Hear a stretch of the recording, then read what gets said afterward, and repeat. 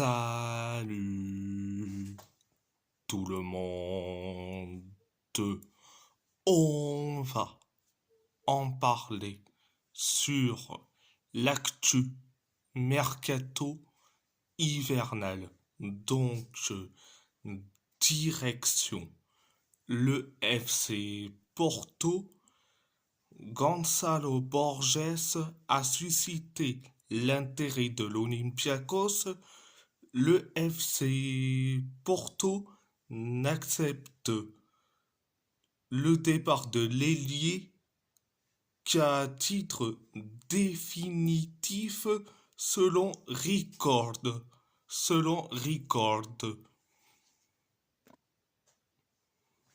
Donc, concernant Gonzalo Borges, donc il faut qu'il parte pour son bien.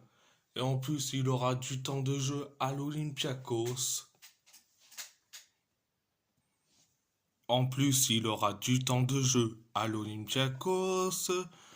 Bon, il sera, je pense, titulaire à l'Olympiakos. Excusez-moi, donc c'était la première information. Deuxième information, Alpha Baldé a signé librement jusqu'en 2028 avec le FK Radniki. Donc, Alpha Baldé, c'est un jeune joueur, donc c'est normal qu'il quitte librement. Il s'engage au FK Radniki, donc bonne chance pour lui. Il aura du temps de jeu, il sera titulaire, donc bonne chance pour lui. C'était la deuxième information. Troisième information, Wendell veut jouer à Sao Paulo. Les deux clubs ont repris les négociations et les Brésiliens sont disposés à offrir 1 million d'euros pour le latéral gauche selon Davis. Wendell a vite fait compris que il a envie de jouer à Sao Paulo, mais le club brésilien propose à nous offrir 1 million d'euros. Bon, je vous trouve bien gentil. C'est 3 ou 4 millions d'euros. Donc, c'était la troisième information.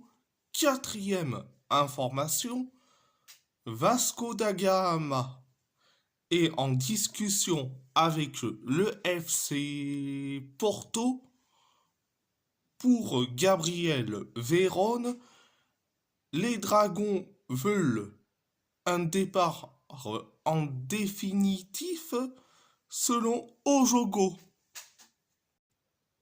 Donc, concernant Gabriel Veron, enfin, un nouveau club s'intéresse à Gabriel Veron, donc il faut que tu pars, mon grand.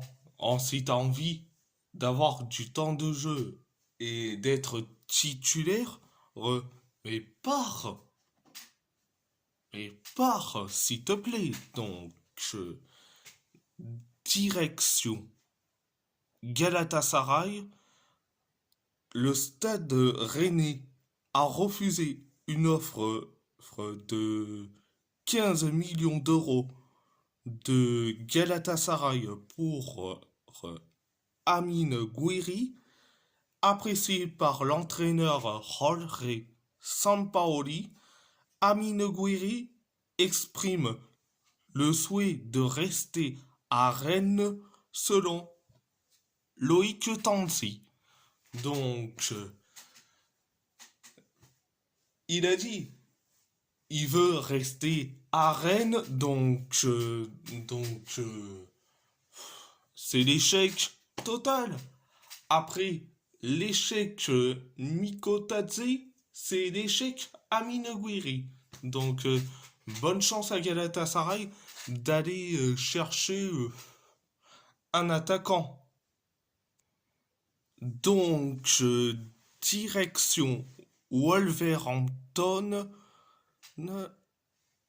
Emmanuel Agbadou a signé jusqu'en 2029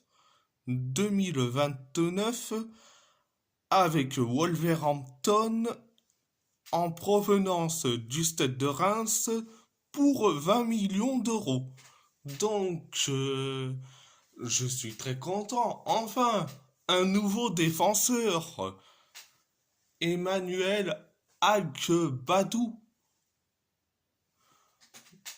J'espère qu'il sera titulaire et qu'il prend la place de Greg Dawson. Quand même, je le dis direct. Donc, mais je suis très content. Donc, direction l'AS Roma, la presse parle d'un intérêt sérieux de Boca Junior pour Leandro Paredes. Apparemment, l'offre qui lui aurait été faite ferait de lui le joueur le mieux payé de l'équipe. L'Argentin ne serait cependant pas convaincu selon Tic Sport. Là, il faut le laisser tranquille. Soit il prolonge, soit il part quand même. Donc, il faut lui laisser tranquille, le laisser tranquille. Donc, soit il prolonge, soit il part cet été. Direction l'Athletic Bilbao, Alex Padilla a signé au Pumas UNAM en prêt. Donc, notre gardien, je suis très content que notre gardien mexicain Alex Padilla, à ne pas confondre avec la copine de Lamine Yamal, donc je suis très content que notre gardien mexicain trouve du temps de jeu, en plus en prix au Pumas, donc bonne chance pour Alex Padilla, donc direction le PSG. En fin de contrat cet été, Mahamadou Sangaré attire les convoitises, notamment en Allemagne et en Angleterre. Heureux à Paris, le club ne lui a pas encore fait d'offre de contrat professionnel à l'instant T selon Tiempo TDD. Donc, ça va être quand que la direction, Luis Campos, vont le faire signer un contrat professionnel à ce jeune homme, Mahamadou Sangari.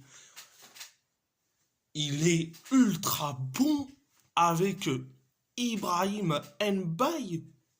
Mais franchement, c'est quand qu'on va lui donner un contrat professionnel à ce jeune. Il est en fin de contrat cet été. Cet été. Donc, c'était la première information. Deuxième information, Keylor Navas a été proposé à Boca Junior.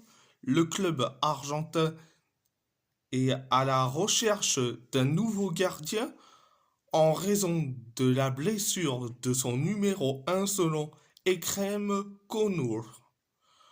Bon, voilà, un club s'intéresse à Keylor Navas, donc si il accepte, donc bonne chance pour lui. Donc bonne chance pour Keylor Navas. Donc c'était la deuxième information. Troisième information, le Napoli demande environ 80 millions d'euros pour Kvisha Kvaratskhelia. Des négociations directes avec le PSG sont en cours pour parler. En cours, le camp de Kvaratskhelia discute des conditions avec le PSG qui offre plus de 4 fois son salaire actuel selon Fabrizio Romano. Alors, Kvisha Kvaratskhelia au PSG, je te dirais non, non et non. Franchement, au- tu as Bradley Barcola et Désiré Doué au poste d'ailier gauche. T'as pas besoin de recruter un troisième. Ok, en Ligue des Champions, en Bradley Barcola, il est catastrophique. Ok, mais t'as pas besoin d'aller recruter un troisième. Mais ailier gauche, t'en as pas besoin. Hein.